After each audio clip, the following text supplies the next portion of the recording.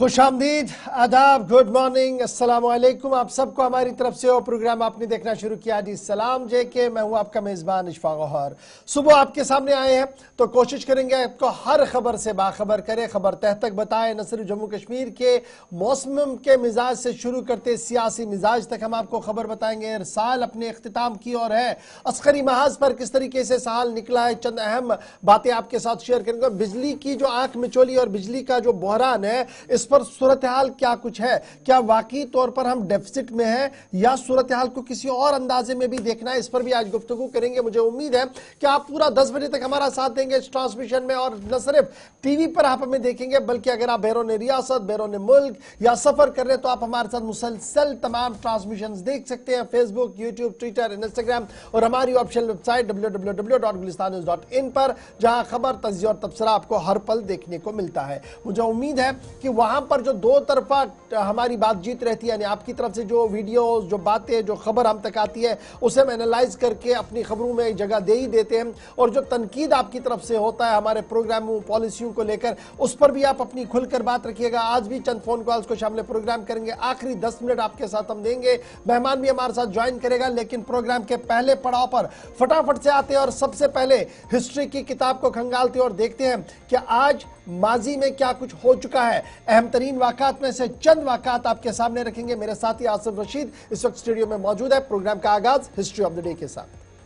खुशामदीद, good morning, इस्तकबाल आप सबका बहुत बहुत शुक्रिया और बहुत बहुत स्वागत हमारे साथ इस प्रोग्राम में ज्वाइन करने के लिए। आज हफ्ते का दिन है, साल 2024 की 21वीं तारीख, जिला कलान का आगाज हुआ है और इस साल की हिस्ट्री ऑफ द डे के कुछ और इवेंट्स भी है। आज की तारीख के हवाले से बात करें तो इतिहास के पन्नों को जब हम पलटते हैं या तारीख के आईने में देखते हैं, न सिर्फ हिंदुस्तान बल्कि आलमी तारीख में भी अहम तरीन वाकयात आज सरे फहरिस्त हैं। एक लंबी फहरिस्त में से कुछ एक इंसिडेंट्स, कुछ वाकयात आपके सामने हिस्ट्री ऑफ द डे में रखें।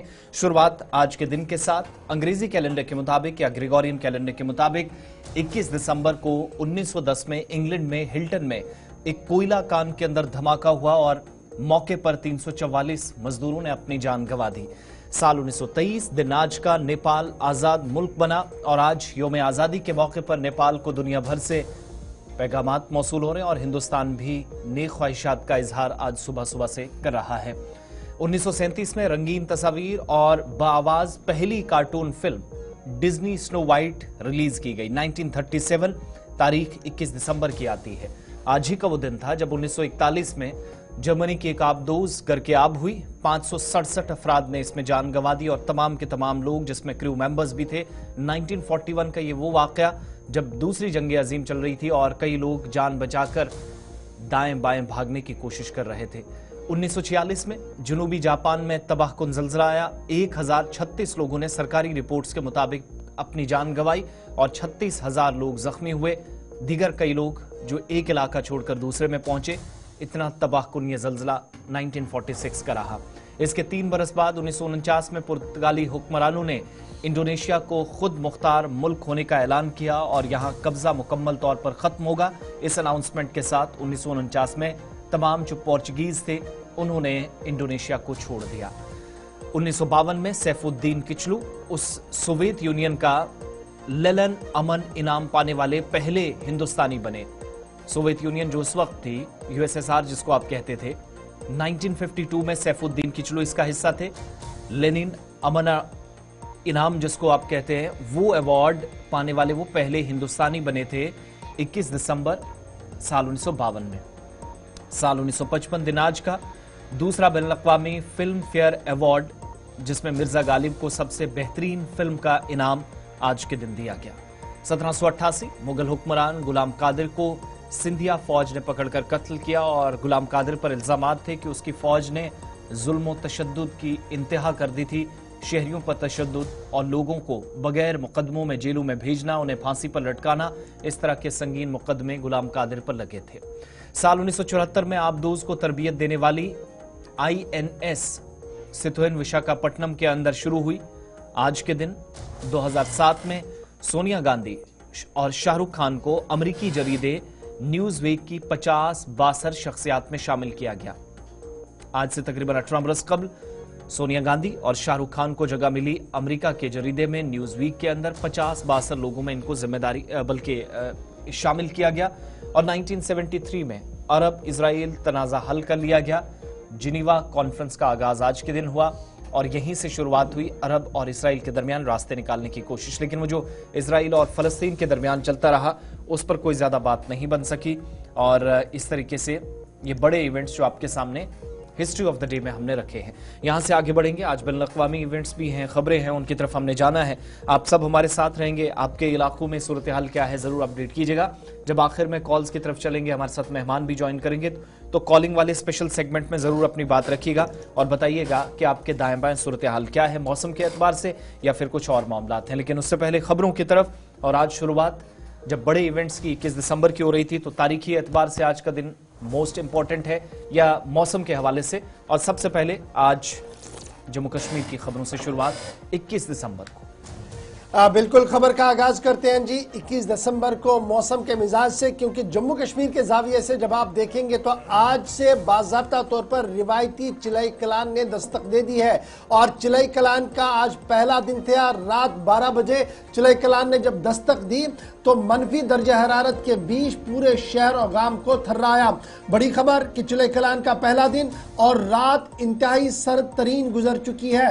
मौसम की एक और सर्द तरीन रात रिकॉर्ड की गई है। मुतअद्दिद मकामात पर दर्जा हरारत -9 और 8 के दरमियान जो है वो रिकॉर्ड किया गया है। शहर श्रीनगर समेत जिला और सदर मकामात पर सूरत हाल इस तरीके की है कि नदी नाले ऑलमोस्ट मुंजमिद है। और ये तस्वीरें श्रीनगर शहर की सुबह सुबह की, जहां पर झील डल के किनारे आपको मुकम्मल तौर पर मुंजमिद नजर आते हुए दिख रहे हैं। और सयाह जो वादी कश्मीर के दौरे पर है, सयाहत पर है, सुबह सुबह खुद को गर्म रखने के लिए उस आग का भी इस्तेमाल कर रहे हैं जो वहां पर मकामी लोगों की तरफ से जलाई गई है। श्रीनगर के अंदर जहां एक और सर्द तरीन रात रिकॉर्ड की गई है, वहीं पर रियासती महकमे मौसमियात की पेशन गोई के मुताबिक आज बाद सपहर से हल्की से दरमियाना दर्जे की बर्फबारी का इम्कान है। ये झील के नज़ारे खुद बता रहे हैं कि -8-9 के दरमियान जब झील का पानी मुंजमिद है तो सुबह सुबह तस्वीर किस तरीके के झील डल की बनी हुई कि न सिर्फ झील डल जमी हुई है, बल्कि पीने के पानी की पाइपें भी जम चुकी है शहर और देहात के अंदर। और साथ साथ छोटे नाले जो मुख्तलिफ इलाकों से गुजर रहे थे उनमें भी दर्जा हरारत में कमी की वजह से सूरत हाल इस तरीके की बनी हुई है। इस बीच लानिना जो इस वक्त यकबस्ता हवाओं को नाम दिया गया है, इसका असर मजीद बढ़ेगा, ड्राई स्पेल भी चलेगा। लेकिन उम्मीद यह है कि आज जब हल्की बर्फबारी होगी तो रात के दर्जा हरारत में थोड़ी बहुत बेहतरी भी हो सकती है। इस बीच सर्द तरीन हवाओं के बीच डॉक्टरों की तरफ से भी एडवाइजरी जारी कर दी गई है। और माहिरीन की तरफ से जो एडवाइजरी बच्चों के लिए और बुजुर्गों के लिए जारी कर दी गई है, वो ये कहा गया है कि सुबह और शाम के औकात में घरों के अंदर ही रहे, गर्म पानी का इस्तेमाल करें और बिला जरूरत बाहर चहलकदमी ना करें। 40 दिन का सख्त तरीन सर्दी का मौसम चिलई कलान आज से वादी कश्मीर के अंदर शुरू हो गया है। और पहले दिन ही चिलई कलान ने शहर और गांव देहात की सूरत हाल इस तरीके की बनाई कि रवा पानी जो चलता हुआ बहता हुआ पानी है वो भी कई मकामात पर जो है वो रुक चुका है। दूसरी तस्वीर जो पहली डल की तस्वीर, दूसरी तस्वीर शुमाली कश्मीर की आपने देखी। सुबह सुबह क्या सिचुएशन है, टूरिस्ट भी बड़ी तादाद में जा रहे हैं, लेकिन चूंकि 21 तारीख से जो रिवायती चिल्ला कलान है उसमें आबी ज़खायर की क्या एग्जैक्टली सिचुएशन है वो आपने देखी। और ये तस्वीर शुमाली कश्मीर के हंदवारा की, यानी कोई पार्ट नहीं। और इसीलिए हम कह रहे हैं कि रात जो ये बीती है ये सरतरीन रातों में से एक है। वादी कश्मीर का रुख करने वाले जो सयाह हैं, चंद एक लोगों की बात आप सुनेंगे और उसके बाद सीधा मुख्तलिफ मकामात से बराह रास्त तस्वीर आपको दिखाएंगे। झीले डल पर चलेंगे, सईद इरफान फाजिला में ज्वाइन करेंगे। शुमाली कश्मीर में जहां पर गुलमर्ग और टंगमर्ग के आसपास जहां सयाह भी बड़ी तादाद में जा रहे हैं, वहां से इशफाक ज्वाइन करेंगे। उनने कुछ टूरिस्ट से भी बात की, वो भी बताएंगे जैसे ही चिल्ला कलान का आगाज हुआ। और उसके बाद साउथ कश्मीर भी, जहां से पीर मुजफ्फरा में ज्वाइन करेंगे, क्योंकि डूरू, अछबल और आसपास के इलाके भी उन एरियाज में हैं जहां पर सबसे ज्यादा या आप कह लीजिए माइनस टेम्परेचर बाकी हिस्सों के मुकाबले काफी ज्यादा रहा। चंद एक लोगों की बात और उसके बाद सीधा हम चलेंगे अपने नुमाइंदों के पास। इस वक्त हम मौजूद हैं सयाहती मुकाम द्रंग में और आज 21 दिसंबर है। निस्फ शब से ही जम्मू कश्मीर में 40 रोजा चिलई कलान ने दस्तक दी है और इस सर्द तरीन मौसम की शुरुआत अगर हो चुकी है, ताहम ये पूरे मनाजिर जो है या सुबह सुबह हम सयाहती मुकाम द्रंग से दिखा रहे हैं कि किस तरह से पूरा ये वाटरफॉल जो है जो पूरी तरह से जम गया है और यहाँ पर इस पहाड़ी पे यकबस्ता जो है वो आवेजा है। और न सिर्फ वादी के बल्कि मुल्क भर से यहाँ पर सयाह यहाँ पर आते हैं, वो इन पहाड़ियों के बीच में ये जो मौजूद फ्रोजन वाटरफॉल है यहाँ पर तस्वीरें खींचते हैं। और आज से बिल्कुल जम्मू कश्मीर में 40 रोजा चिरे कलाम की शुरुआत हो चुकी है। इशफाक डार, गुलिस्तान न्यूज़, गुलमर्ग, कश्मीर। नाम रोमान है, मैं श्रीनगर से हूँ। जी जी। आज 21 दिसंबर है, आज से यहाँ कश्मीर में चिले कलाम स्टार्ट हुआ, तो शदीद सर्दी बहुत है यहाँ पे। हम सुबह आए दोस्तों के साथ, बहुत ही अच्छा मनाजिर है यहाँ पे। कश्मीर में इस मौसम में आना चाहिए सबको, टूरिस्ट को खास तौर पर आना चाहिए यहाँ पे। यहाँ पे मनाजिर बहुत अच्छे है अभी। तो बर्फबारी भी यहाँ पे हुई है, शदीद बर्फबारी हुई है गुलमर्ग में, ये द्रंग है इसका नाम, यहाँ पे भी बहुत अच्छी बर्फबारी हुई है। ये यहाँ पे फ्रोजन हुआ है, तो यहाँ पे बहुत अभी शदीद बर्फबारी है, सर्दी भी यहाँ पे है बहुत। कब से प्रोग्राम बनना था द्रंग वाटरफॉल में जाएंगे और ये कैसे आपने सुना है? 2-3 दिन हुआ, तो वीडियोस वगैरह पे भी हमने देखा, हम ये लोकल ही है यहाँ के। तो हमने सुना था यहाँ का कि यहाँ पे सर्दी में फ्रोजन होता है ये। आप खूबसूरत मनाजिर देख सकते हैं किस तरह से ये वाटरफॉल जम चुका है। तो कल रात से ही ये जम चुका है, क्योंकि आज सुबह से ही यहाँ पर चिले कलाम का जो 40 दिन का यहाँ पर वक्फा होता है तो वो स्टार्ट हुआ है। उन लोगों के बाद जो इस पूरे माहौल को एक्सपीरियंस कर रहे हैं, अपने नुमाइंदों के पास चलेंगे। इरफान फाजिल के पास जरा हम सीधा श्रीनगर पहले चलते हैं। तस्वीरें आपके सामने हैं झीले डल की। इरफान, क्या सूरत हाल है इस वक्त, कहां पर आप मौजूद हैं, किस एरिया में? और ये जो हम तवक्को कर रहे थे कि सख्त सर्दी के बीच सुबह सुबह सरगर्मियां भी मुतासिर होती हैं, आज पहला दिन चिलाए कलान का, क्या सुबह सुबह आप तजुर्बा कर पा रहे हैं? देखिए आसिफ, चिलई कलान और 40 दिन का चिलई कलान चिलचिल कल रात को ही शुरू हो गया। और बात करें तो ये 40 दिन जो है वादी कश्मीर में कड़ाके की सर्दी रहती है, और ये सर्दी के साथ साथ कई सारी चीजें याद भी आती है, जिसमें हम शीशर गांठ कह सकते हैं, जिसमें हम फेरन कह सकते हैं, कांगड़ी कह सकते हैं, कोयला कह सकते हैं, और कई सारी चीजें खास तौर पर इस चिलई कलान में भी याद आती है, जिसे हरसाबी कहा जाता है। अगर बात करें तो डल झील के इस वक्त किनारे पे मैं मौजूद हूँ। बताया जा रहा है कि -8.2 डिग्री जो है वो रात को रिकॉर्ड किया गया है, और इसके साथ साथ झील जो है वो पूरी मुंजबिद हो गई है। मैं अपने वीडियो जर्नलिस्ट मोहम्मद शफी से गुजारिश करूंगा, जो मेरे साथ इस कड़ाके की सर्दी में मेरे साथ मौजूद है।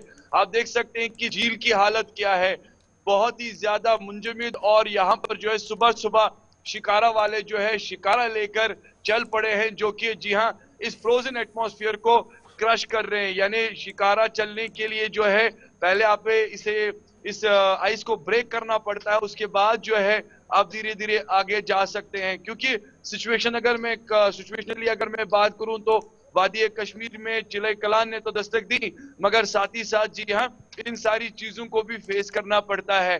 अभी आप देख सकते हैं लाइव विजुअल, जबकि सुबह मॉर्निंग के हैं, और लाइव हम आपको दिखा रहे हैं कि किस तरीके से शिकारा वाला भाई जो है वो इस फ्रोजन एटमॉस्फेयर में अपनी शिकारा को राइड करा रहा है, जबकि हम देख रहे हैं कि दूर दूर तक अभी कोई सयाह नहीं है, क्योंकि सर्दी काफी ज्यादा है।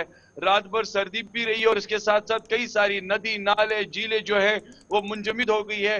घरों में सुबह सुबह जो नलकों के जरिए जो पानी आता है वो भी मुकम्मल तौर पर वो पाइप्स भी जैम हो गई है। तो कह सकते हैं कि थोड़ा सा जी हाँ जिंदगी के साथ साथ जिंदगी थोड़ी सी सख्त जरूर दिखाई देती है, जबकि चिलई कलान की आमद होती है। फिर चिलई कलान के साथ साथ अगर बात करें तो वादी कश्मीर में एक साइड से सर्दी तो काफी ज्यादा है, मगर गरम गरम मलबूसात और कोयला कांगड़ी की डिमांड भी काफी ज्यादा बढ़ गई है। जबकि इन चीजों की याद जरूर आती है, क्योंकि यही एक चीज है जो पूरे 40 दिन तक सपोर्ट बन के रहती है। साथ ही साथ अब मौसमी महकमियात को लेकर मैं बात करूं तो जिस तरीके से 22 तारीख के शाम को उन्होंने प्रेडिक्शन की है कि मगरिबी हवाओं का असर वादी कश्मीर में होगा और हल्की हल्की बर्फबारी होगी, बारिशें होंगी, तो उसका इंतजार सबको है क्योंकि टेम्परेचर थोड़ा नॉर्मल हो जाएगा। सईद इरफान फाजिल, इत्तलात ज्यादा और खबर यह भी है कि आज शायद बाद दोपहर से मौसम का मिजाज बदलेगा, हल्की से दरमियाना दर्जे की बर्फ होगी और अगर ये बर्फबारी होती है उसका मतलब सीधे से ये जो माइनस टेम्परेचर हम देख रहे हैं हर दिन बढ़ रहा है, -8-9 तक चला जाता है ये टेम्परेचर, ये कहीं ना कहीं थोड़ी बहुत बेहतरी की ओर आ सकता है और थोड़ी सी राहत होगी। सुबह सुबह जब हम झील के आसपास देख रहे हैं तो सयाह क्या बाहर आए हैं या अभी होटल के कमरे से ही या हाउस बोटों के अंदर ही रुके पड़े हैं और वहीं से ये नजारा देख रहे हैं? देखिए, मैं अपने वीडियो जर्नलिस्ट से गुजारिश करूंगा कि थोड़ा सा वो दिखाए कि किस तरीके से आइस अभी भी यानी फ्रोजन एटमॉस्फेयर है। अगर मैं बात करूं, सामने आप देख रहे होंगे कि हाउस बोट वगैरह है, मगर सयाह जो है वो अभी बाहर नहीं आ पा रहे क्योंकि ठंड काफी ज्यादा है। जब तक क्योंकि उन्हें कंट्रोल करना, इस ठंड में निकलना उनके लिए थोड़ा सा सख्ती रहता है। नो डाउट अबाउट इट कि कश्मीर के लोगों के लिए तो थोड़ी सी ये आदत बन गई है क्योंकि हम तो अपने जनजीवन के साथ ही बचपन से ही ये सारी चीजें देखते आते हैं। मगर जो खास तौर पर जो सयाह है वो जरूर जी हाँ थोड़ा सा लुत्फ उठाते हैं, जैसे वो कमरे से या खिड़की से वगैरह नजारा देखते हैं इस चीज का, मगर बाहर आने के लिए थोड़ा सा डिफिकल्ट उनके लिए जरूर हो जाता है क्योंकि इस तरह का टेम्परेचर वो कंट्रोल नहीं कर पाते हैं, जबकि काफी डिफिकल्ट टाइम है। और फिलहाल झील के साथ साथ अगर मैं बात करूं तो अभी भी कोई ऐसी शिकारा राइड यहाँ नहीं हो रही है, जबकि सुबह का टाइम है। मगर अभी कह सकते हैं कि कश्मीर में कड़ाके की सर्दी है। यकीन मानिए गौर साहब, मेरी भी नाक जम गई है और आंखें भी नहीं खुल रही है क्योंकि इतनी ज्यादा सर्दी है। और बहुत शुक्रिया सईद इरफान फाजिल, ख्याल रखिएगा अपना, बड़ी ठंड है और इस बीच डॉक्टरों की भी एडवाइजरी ऑलरेडी जारी कर दी गई है। लेकिन जरा अपने नुमाइंदों के पास चले, टंगमर्ग भी चलेंगे जहां पर सयाहों का बहुत ज्यादा रश रहता है और साउथ कश्मीर भी चलेंगे जहां से हमारे नुमाइंदे ज्वाइन कर चुके हैं, क्योंकि बड़ा इंपॉर्टेंट है जब आप मनफी दर्जा हरारत में चले जाते हैं तो डिमांड कुछ चीजों की बढ़ जाती है, कोयले की डिमांड, कांगड़ी की डिमांड, गर्म मलबूसात की डिमांड और फिर बिजली की आंख में चोली जाए, वो तो थोड़ी देर में हम आपको बताएंगे सूरत हाल क्या कुछ है। लेकिन इशफाक जरा अपडेट करें, महकमा सयाहत ने कमर कस ली है, अब की बार की बहुत बड़ा फंक्शन जी गुलमर्ग के अंदर करना है, उससे कबल ही हम देख रहे हैं कि सयाहों के एक अच्छा खासा रश द्रंग की ओर जा रहा है, गुलमर्ग की ओर जा रहा है। ओवरऑल अगर देखें तो क्या कुछ मौसम है अभी सुबह सुबह, नंबर 1, और नंबर 2 जो बुनियादी तौर पर चीजें आवाम को चाहिए क्या इस इलाके के अंदर वो मिल रही है सयाहों को, आम लोगों को? अगर हम सयाहती मुकाम द्रंग के हवाले से बात करें, जहां से हमने सुबह ही रिपोर्ट की है, क्योंकि चिले कलान का आगाज जो हुआ है और चिले कलान के साथ ही यहाँ पर काफी सारे सयाह जो है वो सुबह सुबह उन्होंने चंद रोज पहले सोशल मीडिया पर देखा था कि ये जो फ्रोजन वाटरफॉल की तस्वीरें देखे थे, उन्होंने पसंद किया है कि यहाँ पर द्रंग वाटरफॉल में आना। और सुबह हमने कुछ सयाहों से यहाँ पर बात की जो इस फ्रोजन वाटरफॉल का बेहद खूब जो है मजा यहाँ पर ले रहे थे। लेकिन वही अगर हम बात करें, ये 40 दिनों का चिले कलान जो है, इसके साथ में ये 40 दिनों का नहीं, जैसे हमारे पुराने कहते कि 70 दिनों का मौसम जो है जो पूरी जम्मू कश्मीर में यहाँ पर रहता है, क्योंकि चिले कलान 40 दिन चलने वाला है और उसके बाद में चिले खुर्द जो 20 दिन यहाँ पर चलता है और उसके बाद में चिल बच्चा जिसे हम कहते हैं वो यहाँ पर 10 दिन मौसम रहता है। यानी कि अब कुल मिलाकर 70 दिन यानी कि फरवरी के आखिर तक ये मौसम सरद तरीन मौसम, जिसमें बर्फबारी भी होती है, बारिशें भी होती है और कई तेज हवाएं भी चलती हैं, ये मौसम जम्मू कश्मीर में रहता है। लेकिन इस मौसम में महकमा बिजली की बात करें, महकमा पेच की बात करेंगे, कहीं ना कहीं मुश्किलात तो उनके सामने भी है, चैलेंजेस काफी है, क्योंकि जहां हम इस वक्त खड़े हैं ये पूरी तरह से जो नलों का पानी है ये यहाँ पर फ्रीज हो चुका है। और ये सयाहती मुकाम द्रंग से आगे जो है बिल्कुल हम खड़े हैं जहां से पूरे जो बारामुल्ला और बारामुल्ला के साथ साथ बड़गाम, सोपोर को यही से पानी जो है शिफ्ट किया जा रहा है। लेकिन ये पूरी जो तस्वीरें हैं यही दर्शाते हैं कि पूरी तरह से नलों का पानी जो है वो पूरी तरह से जम गया है और कहीं ना कहीं अब महकमा जो जल शक्ति है उनके पास भी काफी सारी चैलेंज है। अच्छा इशफाक ये बताइएगा, बर्फबारी हुई नहीं है लेकिन आपके पीछे एक व्हाइट परत दिख रही है जो ये साफ दिखा रहा है कि रात के दर्जे हरारत ने बहते पानी को रोक दिया। क्या मैं ये मानूं कि जो पानी बह रहा था, जो नाला था, वो जम गया है जिसकी वजह से अब परेशानी आने वाले दिनों में होगी, क्योंकि जब तक ये डिफ्रीज नहीं होता है, जब तक ये खुलता नहीं है तो पीने के पानी की शदीद किल्लत होगी इलाके के अंदर? जी गौर साहब, अगर हम नालों की बात करें, क्योंकि नाले फिरोजपुरा को तो का गला जो है पहले ही गोड़ दिया गया, क्योंकि नाला जो है पूरी तरह से सूखा पड़ा हुआ है। यहाँ पर मुख्तलिफ इलाकों और पानी जो शिफ्ट किया है वो नाला सूखा हुआ है। लेकिन जहां पर इस वक्त हम खड़े हैं, ये यहाँ से जो सारा पाइपलाइन द्रंग की ओर से उठते हैं और मुख्तलिफ इलाकों में जाते हैं, ये नलों का पानी जो है वो फ्रीज हो गया है और यहाँ कहीं पर जो आयर जो महकमा जल शक्ति के लोग उनको आयर देते हैं, वो आयर जो रात में जो पानी खारिज होता है वही जम गया है। यानी कि माने कि जिस इलाके को यहाँ से पानी जा रहा होगा वो इलाका इस वक्त भी शायद बगैर पानी के होगा। ये आज रात भर का सूरत हाल था। लेकिन कहीं जब सैयाह यहाँ पर आते हैं, इस तरह के मनाजिर देखते हैं, उन्हें लग रहा है कि ये कोई बर्फ गिरी है और बर्फ जमी हुई है, वो यहाँ पर सेल्फियां और तस्वीरें जो जरूर लेते हैं। वही अब जाके इंतजामिया ने गुलमर्ग में कमर कस की है और 24 तारीख से अगरचे यहाँ पर पूरे मुल्क में यहाँ पर जो 25 को यहाँ पर क्रिसमस मनाया जा रहा है, वही 24 तारीख को ही गुलमर्ग में क्रिसमस की तकरीब होगी और यहाँ पर बड़े पैमाने पे जश्न चिले कलां की तरफ पे और ठीक है जी। ये जो सूरत हाल है, ये बात साफ बता रही है कि सूरत हाल किस तरीके की बनी हुई। लेकिन ये बताइएगा, कांगड़ी, कोयला और गर्म मलबूसात की किस तरीके की डिमांड है? क्या वो मुकम्मल तौर पर मार्केट के अंदर है और रेट्स किस तरीके की हैं अभी?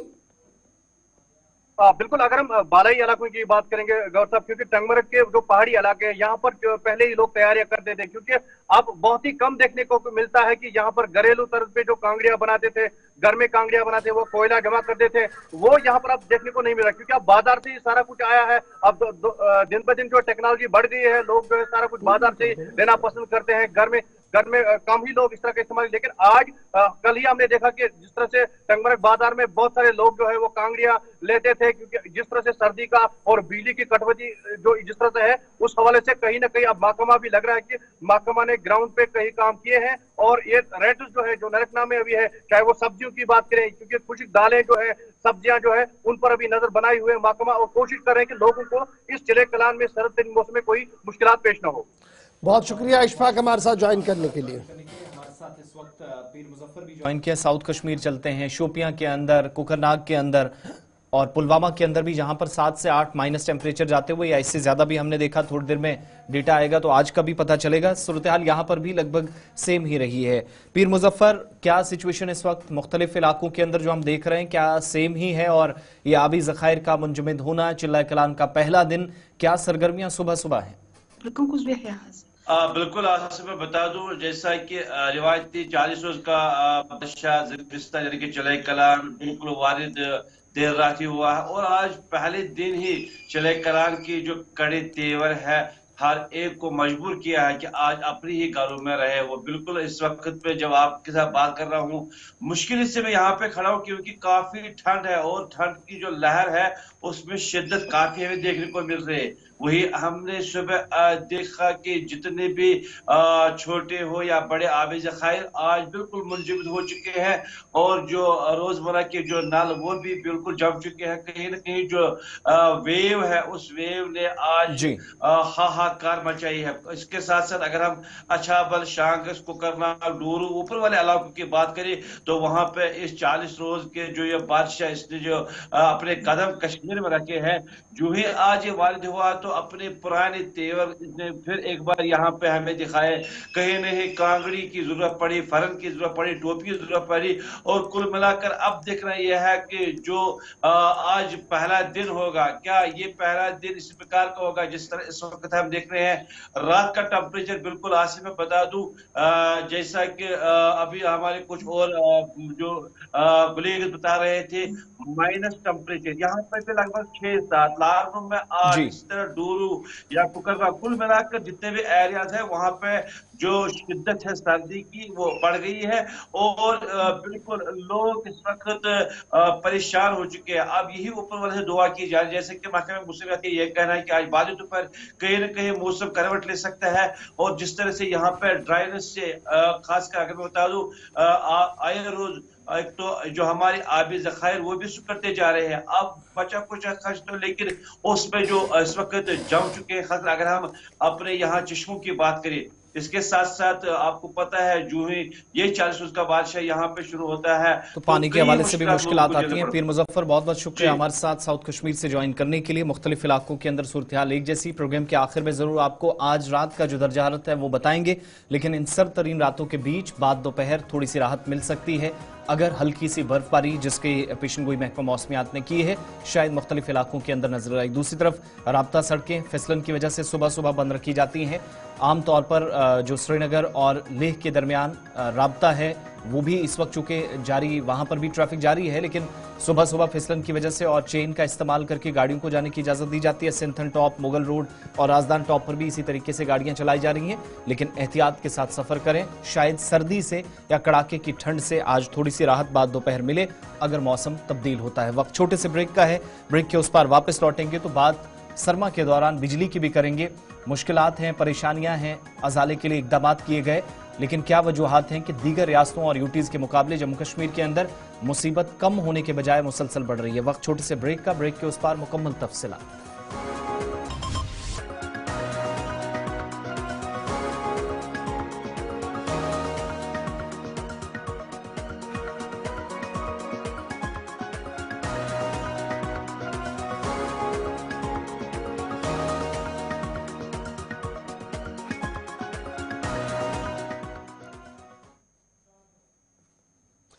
ब्रेक के बाद दोबारा इस्तेकबाल प्रोग्राम आप देख रहे हैं जी सलाम जेके, और सलाम जेके में खबरों के सफर को बढ़ाते हैं आगे और फटाफट से जरा बात करते हैं बिजली के बहरान की, क्योंकि बिजली के बहरान को लेकर मरकजी एक रिपोर्ट सामने आई है और जरा ब्लॉग में जब ये रिपोर्ट सामने आई तो चिमे गोइयां भी हुई है कि मुसलसल बिजली को लेकर जो बयानात दिए गए उनमें और मरकजी बिजली रिपोर्ट में कितना फर्क है। जम्मू कश्मीर मुसलसल ये खबर सामने आ रही है कि सेंट्रल इलेक्ट्रिसिटी अथॉरिटी की एक रिपोर्ट सामने आई है जिसमें यह कहा गया कि सबसे कम कंजप्शन बिजली का जम्मू कश्मीर के अंदर हो रहा है।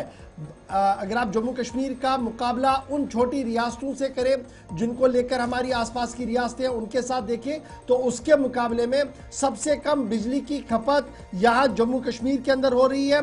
ये रिपोर्ट कह रहा है जी सेंट्रल इलेक्ट्रिसिटी अथॉरिटी का।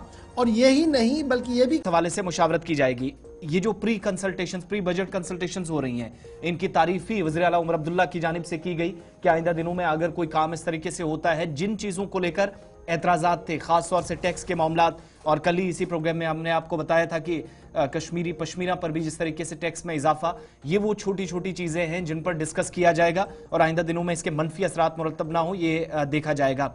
गुड्स एंड सर्विस टैक्स या जीएसटी के हवाले से जो मीटिंग है राजस्थान के अंदर आज होगी और इस प्लेटफॉर्म पर जिन लोगों ने आना है उसमें उमर अब्दुल्ला भी होंगे, मरकजी वज़ीर ख़जाना खुद होंगी, minister of state for finance Pankaj Chaudhary, इसके अलावा चीफ मिनिस्टर गोवा के, हरियाणा के, मेघालय के, उड़ीसा के, डिप्टी चीफ मिनिस्टर 5 रियासतों के, इसके अलावा जो वज़राए ख़जाना हैं, यूटीज़ के सेक्रेटरीज हैं, महकमा इकोनॉमिक अफेयर्स और एक्सपेंडिचर के, आइंदा दिनों में माली साल के दौरान मामलात कैसे तय होंगे।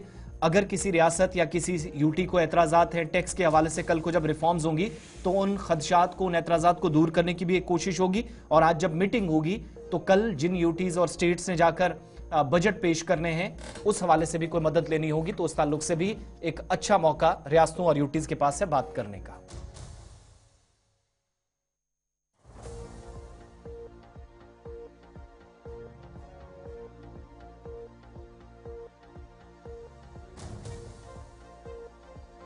जीएसटी काउंसिल का इजलास है और रियासत के वजीर आला उमर अब्दुल्ला भी जैसलमेर के अंदर मौजूद है, जहां पर आज वजीर खजाना के साथ उनकी मुलाकात होनी है। 145 अशिया ऐसी है जिन पर टैक्स को लेकर आज हतमी फैसला लिया जाएगा और ये प्री बजट मीटिंग के तौर पर भी देखा जाएगा और उम्मीद ये लगाई जा रही है कि रियासत के खजाने को किस तरीके से बेहतर बनाया जाएगा, क्योंकि जम्मू कश्मीर के वजारत खजाना का कलमदान रियासत के वजीर आला उमर अब्दुल्ला के पास है और उन्होंने ही जनवरी या फरवरी में जब भी बजट का इजलास होगा तो उन्होंने ही बाज़ाब्ता तौर पर यहां पर बजट पेश करनी है। और इस ज़िमन में इस मीटिंग को इंतहाई अहम माना जा रहा है, क्योंकि इस मीटिंग के होने के फौरन बाद जम्मू और श्रीनगर के अंदर भी मशावरतों का सिलसिला और ज्यादा तेज होगा, स्टेक होल्डर्स के साथ बातचीत होगी ताकि खाका खींचा जाए कि रियासत का बजट किस तरीके से होगा साल 2025-26 के हवाले से। बात बजट की हो रही है तो जरा फटाफट से लद्दाख की खबर भी आपको बताते चले, क्योंकि लद्दाख के लोगों के लिए एक राहत भरी खबर है, क्योंकि इतलात और खबरों के मुताबिक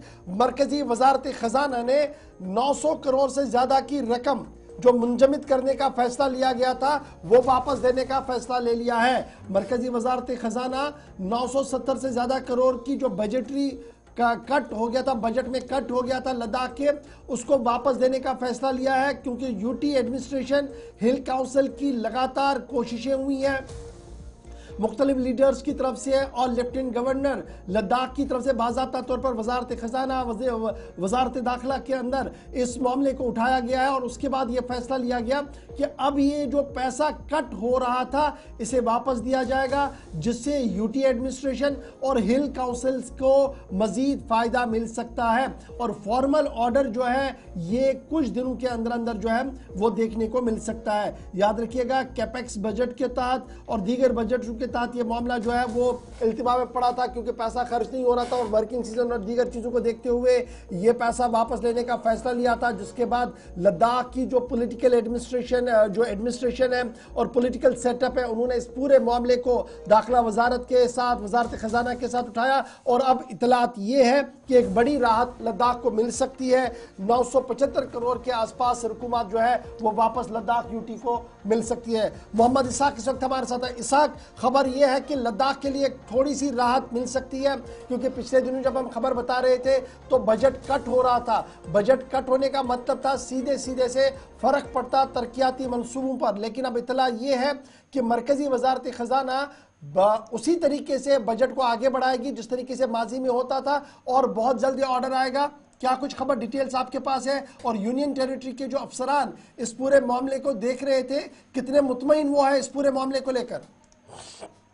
जी गौर, आपको बता दें जब ये बजट कट की बात आई थी उसमें खासकर जो स्टेट सेक्टर हैं एसडीपी और जो कैपेक्स दोनों से बजट कटौती की खबर आने के बाद लद्दाख के अंदर लोगों में काफी कंसर्न देखा गया और खासकर जो स्टेक होल्डर्स है एलएचडीसी ले और एलएचडीसी करगिल की तरफ से इसके ऊपर सीरियसली इस इशू को रेज किया था और कंसर्न जो है वो आगे किया था। और मेंबर ऑफ पार्लियामेंट लद्दाख के साथ साथ जो लेफ्टिनेंट गवर्नर लद्दाख उन्होंने लोगों को और खासकर जो स्टेक होल्डर्स उनको ये आश्वासन दी थी इस इशू को रिजॉल्व करने के लिए कोशिश किया जाएगा। और होम मिनिस्टर अमित शाह और फाइनेंस मिनिस्टर से भी मुलाकात उन्होंने की थी। तो अब जिस तरह से ये खबर आ रही है यकीनन काफी एक महत्वपूर्ण खबर हो सकता है, क्योंकि फाइनेंशियल ईयर खत्म होने के लिए अभी भी 3 महीने का वक्फा अभी बाकी है। और अगर इसी 3 महीने में अगर जो बजट कटअप की बात आई थी अगर वो वापस आ जाता है तो कहीं ना कहीं लद्दाख के डेवलपमेंट के लिए काफी महत्वपूर्ण हो सकता है। फिलहाल ये खबर नया है, इसके ऊपर आज दिन में पॉलिटिकल और स्टेक होल्डर्स का रिएक्शन देखने को मिल सकता है।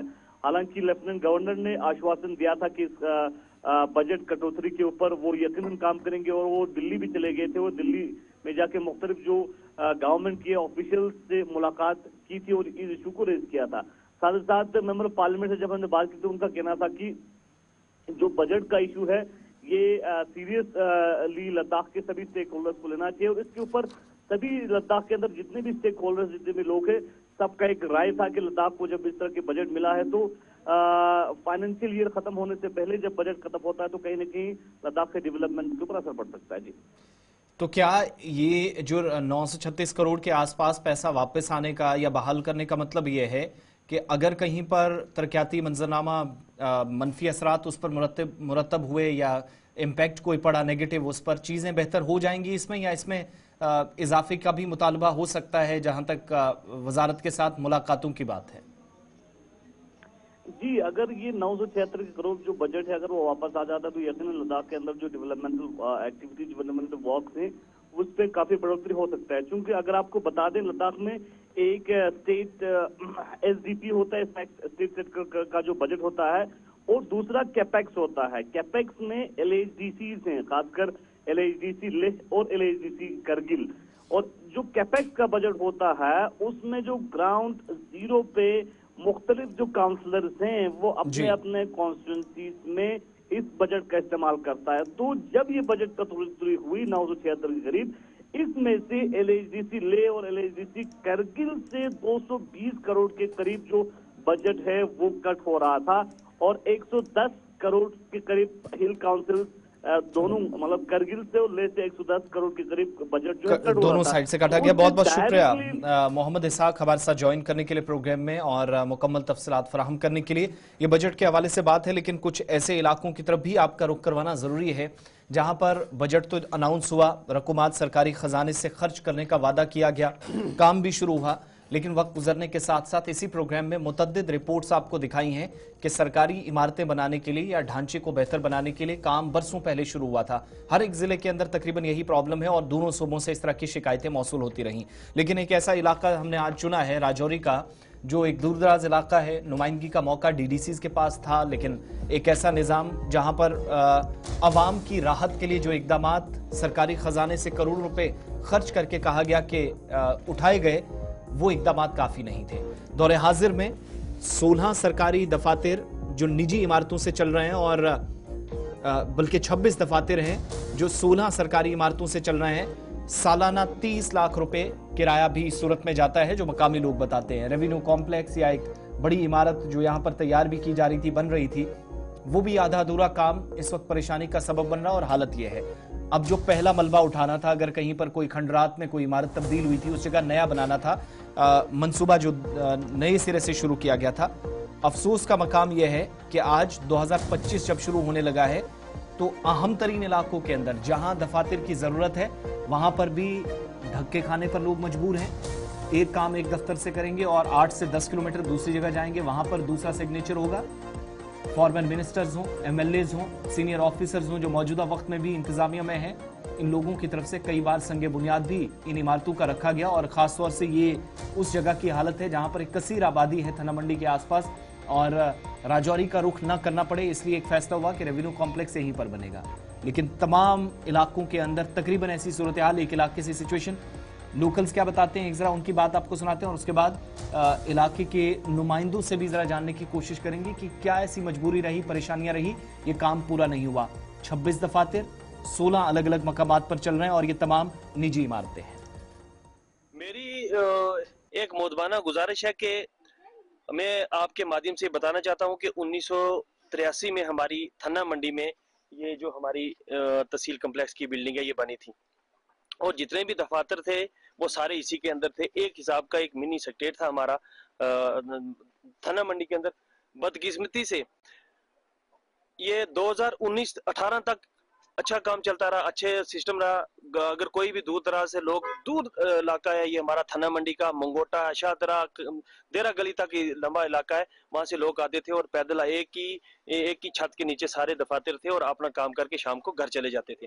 2018 के बाद क्या हुआ कि ये बिल्डिंग जो है इसको अनसेफ किया गया और ये बिल्डिंग गिर गई। गिरने के बाद फिर क्या हुआ कि 2019 में हमारे उस वक्त के डिप्टी कमिश्नर साहब और उस वक्त के जो हमारे सीनियर एडमिनिस्ट्रेटर थे, उन्होंने आके इसका फाउंडेशन स्टोन रखा और बदकिस्मती ये है कि वो फाउंडेशन स्टोन आज तक वहीं का वहीं है। और हमारे 26 इस वक्त यहाँ दफातर हैं तहसील के अंदर थन्ना मंडी में, और एक 10 किलोमीटर ऊपर, दूसरा 10 किलोमीटर इधर नीचे, एक शुमाल की तरफ, जुनूब की तरफ, एक मशरक की तरफ, एक मगरिब की तरफ। अगर दिन को घर से इंसान अगर आए तो मर के 2 दफ्तर से अपना काम नहीं कर सकता। उसके बाद ये खंडर वैसे का वैसा पड़ा है। 17 दफ्तर हमारे जो हैं वो प्राइवेट बिल्डिंग्स जो हैं वो हायर करके रखे हुए हैं। मान लो कि 30 लाख महीने का किराया जो है वो प्राइवेट बिल्डिंग वालों को वो दे रहे हैं।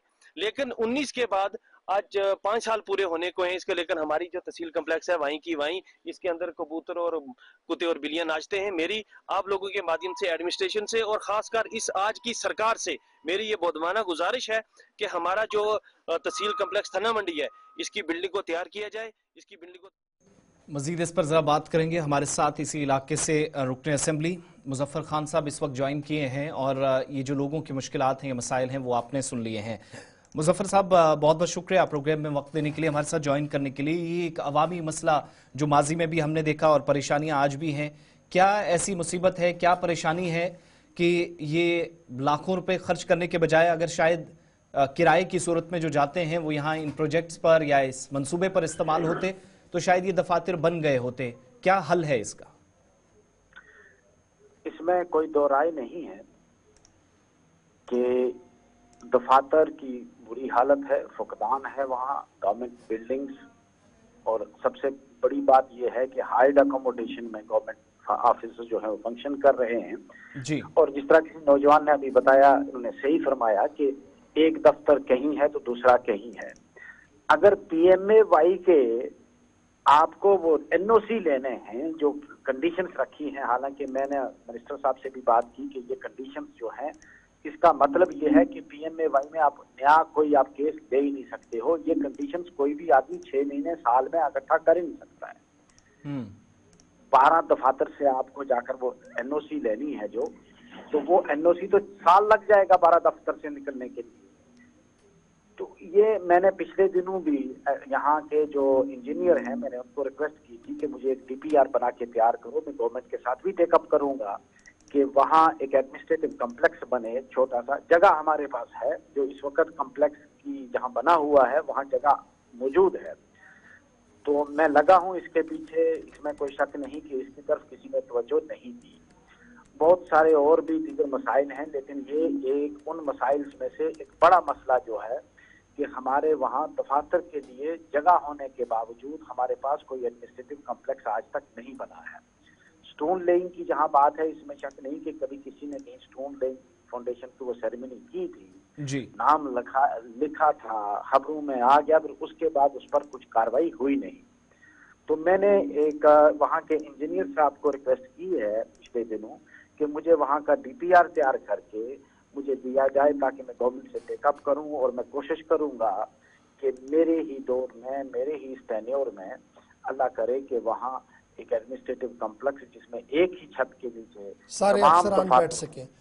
बहुत शुक्रिया मुजफ्फर खान साहब। ये एश्योर करने के लिए कि कोशिश की जाएगी कि एक ही छत के नीचे तमाम एडमिनिस्ट्रेटिव अफसर्स बैठे, ताकि इस दूर दराज इलाके की आवाम को भी गोनागो मुश्किलात जो उन्हें एक दफ्तर से दूसरे दफ्तर एक साइन के लिए जाना पड़ता है वो ना हो, और रियासत का काम भी सही तरीके से हो। समझ नहीं आ रही कि फाउंडेशन स्टोन्स तो पड़ी थी, लेकिन अभी तक काम क्यों नहीं हुआ है, काफ़ी अरसा गुजर चुका। बढ़ते हैं जी आगे, बात ज़रा फटाफट से रियासत के असेंबली की भी करते हैं। नई असेंबली हमारे सामने है, नए अरकान भी चुनकर आए हैं। इस बीच असेंबली किन कानूनों के तहत काम करेगी, इस पर अब तबादला ख्याल हो रहा है। और नए असेंबली सेशन से पहले, यानी बजट सेशन से पहले, स्पीकर जम्मू कश्मीर असेंबली एक हाउस कमेटी तश्कील दे रहे हैं। बड़ी खबर हम आपको बता रहे हैं कि जम्मू कश्मीर असेंबली का कामकाज किस तरीके से होगा, कानून साजी का अमल किस तरीके से होगा, इस ज़िम्मन में तमाम तर चीज़ों को तरतीब देने के लिए एक आला सतही कमेटी जो है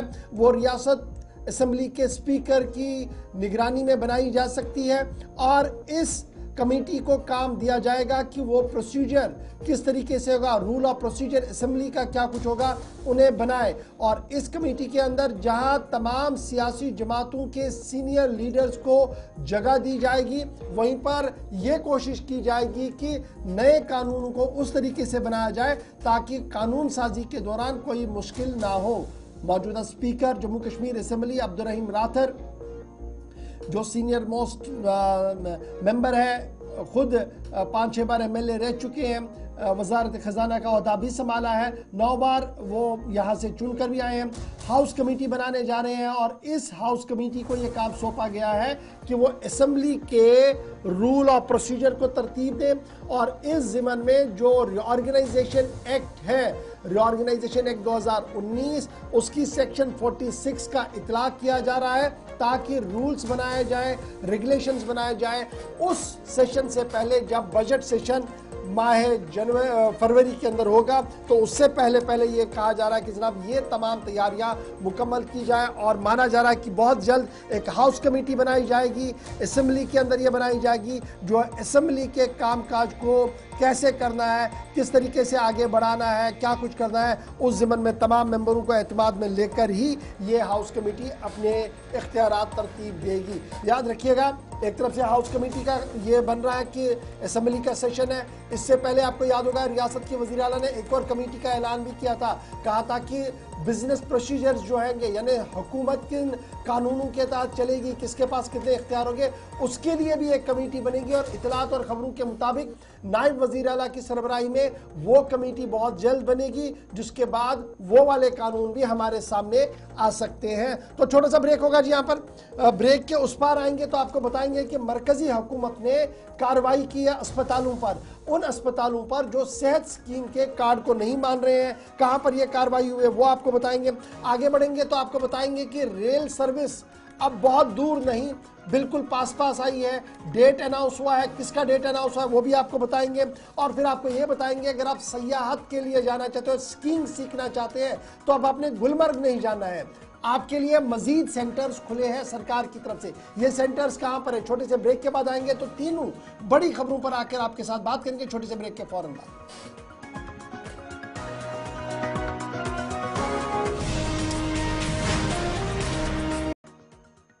ब्रेक के बाद दोबारा इस्तेकबाल प्रोग्राम आप देख रहे हैं सलाम जेके, और सलाम जेके में जरा मरकज की कार्रवाई की बात करते हैं। और सेहत स्कीम को लेकर मरकजी हुकूमत ने बड़ा ऐलान कर दिया है और साफ कर दिया है कि पूरे मुल्क के अंदर कार्रवाइयां की जाएंगी, उन अस्पतालों के खिलाफ कार्रवाइयां की जाएंगी जो सेहत कार्ड की अमल दरामद में रुकावटें खड़ा करेंगे।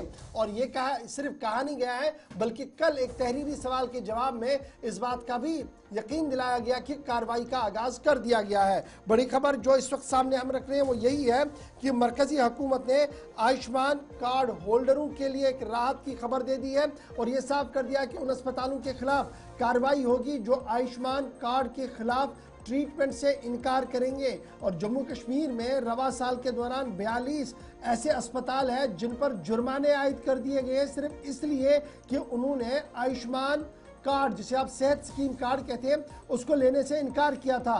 मरकजी वजारत सेहत ने मुल्क भर के तमाम अस्पतालों को हिदायतनामा जारी कर दिया है कि इन सेहत स्कीमों का सही तरीके से फ़ायदा आवाम को मिले और अगर किसी जगह पर भी इसका इतलाक नहीं होता है तो उन अस्पतालों के खिलाफ कार्रवाई की जाएगी। आयुष्मान भारत प्रधानमंत्री जन आरोग्य योजना ABPMJY जो है, इसका इतलाक पूरे मुल्क के अंदर हो गया है। और कल एक तहरीरी सवाल के जवाब में वजीर सेहत ने कहा कि पूरे मुल्क के अंदर जो है वो कार्रवाई हुई है, जिनमें तकरीबन 542 अस्पताल उत्तर प्रदेश के भी हैं, 127 मध्य प्रदेश के हैं और 42 अस्पताल जम्मू कश्मीर के भी हैं जिन्होंने इन आयुष्मान भारत स्कीम कार्ड का फायदा उन बीमारों को नहीं दिया जिनके वो हकदार थे। शिल्पा शर्मा हमारे साथ इस वक्त ज्वाइन की हैं जम्मू से। शिल्पा, मजीद क्या डिटेल्स हैं और ये अस्पताल क्या ये बड़े अस्पताल हैं या जहां पर GMCs के साथ जो कंसर्न्ड हैं या एसोसिएटेड हॉस्पिटल्स हैं, क्या उनकी भी शिकायतें मौसूल हुई जिसके बाद ये कार्रवाई एडमिनिस्ट्रेटिव पार्ट पर हुई है?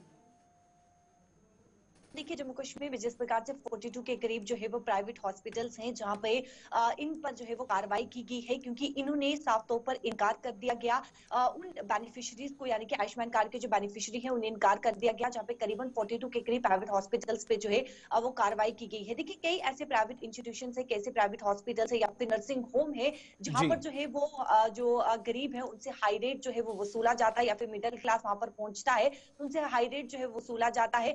अगर जिस प्रकार से ट्रीटमेंट की बात करें या फिर रूम के खर्च की बात करें तो उससे भी ज्यादा जो यानी कि शुल्क है उससे भी ज्यादा जो है वो उनसे वसूला जाता है।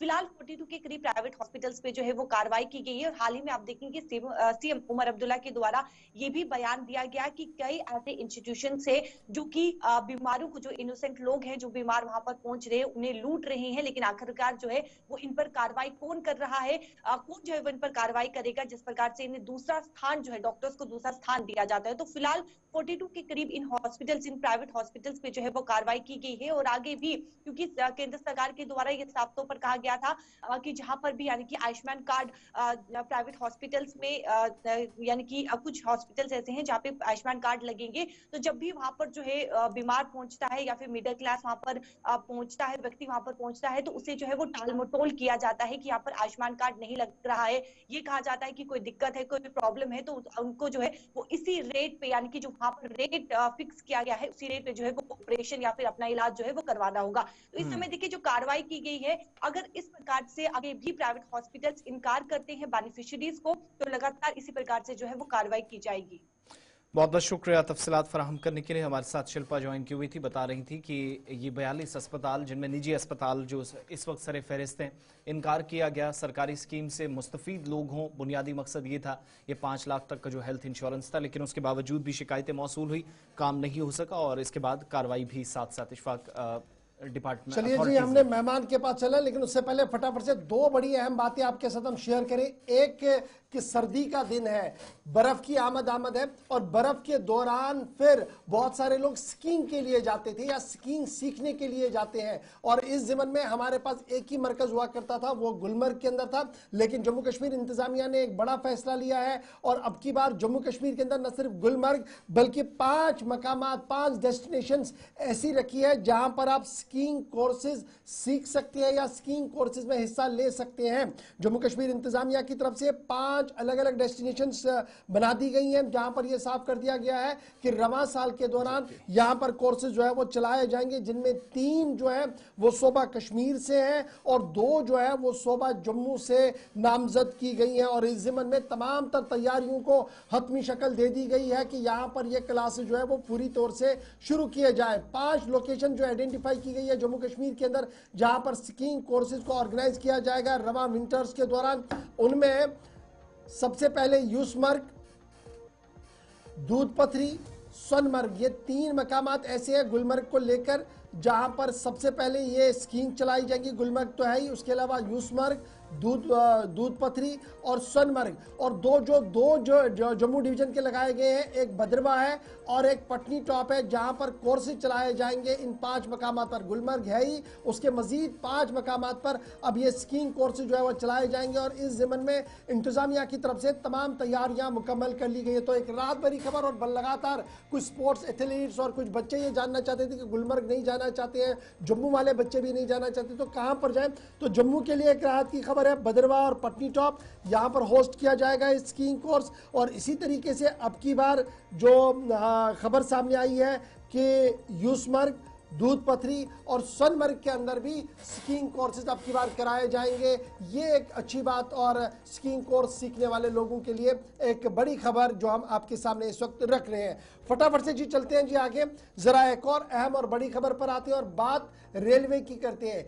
दिल्ली से लेकर श्रीनगर का रेल सफर बहुत जल्द मुकम्मल होगा क्योंकि कमिश्नर रेलवे सेफ्टी के डेट सामने आए हैं और इस ज़िमन में खबर यह है कि फाइनल इंस्पेक्शन 5 जनवरी को किया जाएगा, जिसके बाद हतमी तारीखों का ऐलान किया जाएगा। बिल्कुल, 5 और 6 जनवरी का इंपॉर्टेंट दिन है जहां पर ये 17 से 18 किलोमीटर का ये एक बड़ा इंपॉर्टेंट एरिया था जिसमें 1-2 टनल्स भी थी और बीच में एक हिस्सा टूटा था, फिर उसको ठीक किया गया। जो रियासी और कटरा के दरमियान इलाका आता है, तो 18 किलोमीटर वाला वो जो स्ट्रेच था उसमें फाइनल इंस्पेक्शन होगी और उस इंस्पेक्शन के बाद इंतजार उस दिन का किया जाएगा जब पहली वंदे भारत ट्रेन भी साथ या फिर ट्रेन कश्मीर वादी को मुल्क के बाकी हिस्सों के साथ जोड़ेगी और ये पूरा एरिया जो है वो कंप्लीट कर लिया गया है। जनरल मैनेजर जो है नॉर्दर्न रेलवे के, उन्होंने बाज़ाब्ता तौर पर ट्रैक का मुआयना किया है, ट्रॉली के जरिए अलग अलग मकामात पर वो गए हैं और यही वो 18 किलोमीटर वाला स्ट्रेच है जिस पर हतमी फैसला 5 से 6 तारीख को ले लिया जाएगा। 5 तारीख को जब इंस्पेक्शन होगी यानी उसके बाद फाइनल डिटेल्स मुतलका हुकाम के पास जाएंगी और फिर जाकर आइंदा की तैयारी होगी, वो होगी पहली ट्रेन के लिए जो गालिबन 25-26 तारीख के आसपास रिपब्लिक डे के मौके पर जम्मू कश्मीर के दोनों हिस्सों को जोड़ने वाले इंपॉर्टेंट रास्ते पर चलाने का फैसला होगा। टोटल ये जो एरिया है वो 111 किलोमीटर के आसपास बनता है। ये स्ट्रेच जो बनिहाल कटरा के बीच वाला एरिया जो जिसमें चिनाब ब्रिज भी आता है, इस एरिया के अंदर अभी तक सबसे बड़े ब्रिज से दोनों तरफ, चाहे वो T1, T2 और T3 टनल्स हों, T5 टनल्स तक रियासी, कटरा और जम्मू तक आने वाले एरिया को जोड़ा गया, कनेक्ट किया गया और इंस्पेक्शन साथ साथ हो रही थी। 97% काम जो है वो मुकम्मल हो चुका है और ट्रैक को ट्रायल होने के बाद यहां से ट्रेन चलाई जा सकती है। कामयाब ट्रायल के बाद इसको हरी झंडी भी दिखाई गई है। मुख्तलिफ टनल्स हैं जिसमें दर्जनों पुल्स आते हैं, उन पुलों से या जिन टनल से ट्रेन को गुजरना है उनका कामयाब मुआयना न सिर्फ हुआ बल्कि कामयाब ट्रायल के बाद हरी झंडी भी दिखाई गई है। लेकिन अब इस पहाड़ी सिलसिले के अंदर एक छोटा स्ट्रेच जो 111 में से 18 किलोमीटर वाला वो जो स्ट्रेच था जिसमें एक टनल बीच में टूटा था या पानी एक जगह से लीकेज का मसला था, वो ठीक कर लिया गया है। अब सारी इंस्पेक्शन तो अब तक हुई है लेकिन चूंकि फाइनल इंस्पेक्शन, फाइनल रिपोर्ट और उसके बाद ट्रेन चलना, इस तक हमें 5 और 6 जनवरी तक इंतजार करना होगा। अगले 10 दिन में चीजें कंप्लीट हो जाएंगी। कटरा और श्रीनगर के दरमियान सबसे खतरनाक तरीन इलाका भी यही है जिस पर ट्रैक बड़ा मुश्किल हो रहा था, जहां पर काम करना भी कई तरह के चैलेंजेस थे इस पहाड़ी सिलसिले में। लेकिन अब रेल कनेक्टिविटी को यकीनी बनाने के लिए जो कई बरस पहले मंसूबा शुरू किया गया था वो बिल्कुल फाइनल स्टेज पे पहुंचा है और सिर्फ इसकी इंस्पेक्शन बाकी है, जो जनरल मैनेजर ने अब तक ट्रॉली के जरिए कर ली है। ट्रॉली वाला पार्ट बिल्कुल ओके है जो हमारे जराया बता रहे हैं, लेकिन नॉर्दर्न रेलवे के जिम्मेदारों का मानना है कि जो सीआरएस है, कमिश्नर रेलवे सेफ्टी, जो है वो अपने गैजेट्स, इक्विपमेंट्स और वो छोटी वाली ट्रेन लेकर जब घूमेंगे, चलेंगे, हाई स्पीड में चलेंगे, उसी स्पीड में चलेंगे जिस स्पीड में ट्रेन को चलाना है, तो उसके बाद जो गैजेट्स अंदर उसके अंदर लगे हैं, उसके बाद जो रेडियो जो रिपोर्ट्स आएंगी वही रिपोर्ट्स फाइनल करेंगी कि क्या अब इस ट्रैक पर ट्रेन चलनी है, कितने दिन और लगने हैं। और ये माना जा रहा है कि सर्वे जो है 5 और 6 तारीख को मुकम्मल होगा और 10-12 तारीख तक एक हतमी ब्लूप्रिंट तैयार किया जाएगा, जिसके बाद 26 जनवरी को उम्मीदें लगाई जा रही है कि वजीर आजम साहब हरी झंडी दिखा सकते हैं वंदे भारत ट्रेन को, जो पहली बार दिल्ली से जम्मू और जम्मू से श्रीनगर की ओर रवाना होगी।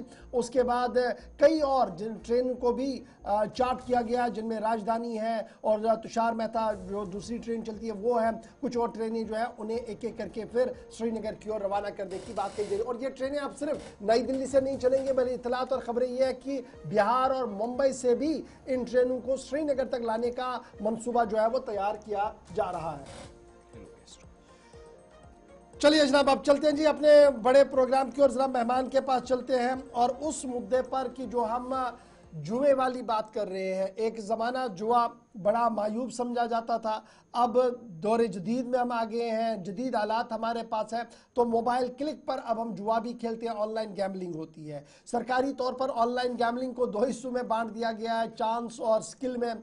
और फिर जब हम इसको भी देखते हैं तो एक बड़ा ग्रे एरिया है जिस पर काम करने की ज़रूरत है। फिर दूसरी तरफ से जो मोबाइल पर 10 तरह के स्कैम्स और बढ़ते हैं, गेमिंग का जो सिलसिला है ये एक और परेशानी हमारे नौजवानों की ओर बढ़ रही है। और ये तीसरा पड़ाव है जम्मू कश्मीर के अंदर, जहां पर हमने गुफ्तगू करनी होगी इस पूरे मामले पर, इसको कैसे रोका जाए और हम सब की मिली जिम्मेदारियां क्या हैं, इस पर हम गुफ्तगू करते हैं। और आज इस ज़िमन की आखिरी गुफ्तगू हमारी होगी, कल से एक और मौजू लेकर आपके सामने आएंगे। लेकिन आज जो हमारे मेहमान हैं वो है मोहम्मद याकूब गत्तू साहब है, सोशल एक्टिविस्ट है और लगातार सूरत हाल पर नजर भी रखते हैं। बहुत बहुत शुक्रिया याकूब साहब हमारे साथ ज्वाइन करने के लिए। सिचुएशन हमारे सामने है, एक जमाना था कि जुए का नाम सुनते ही रोंगड़े खड़े होते थे, खेलने वाली पोजीशन तो अलग होती थी, कहाँ पर खेलना है ये सबसे छुप छुपाया कर होता था।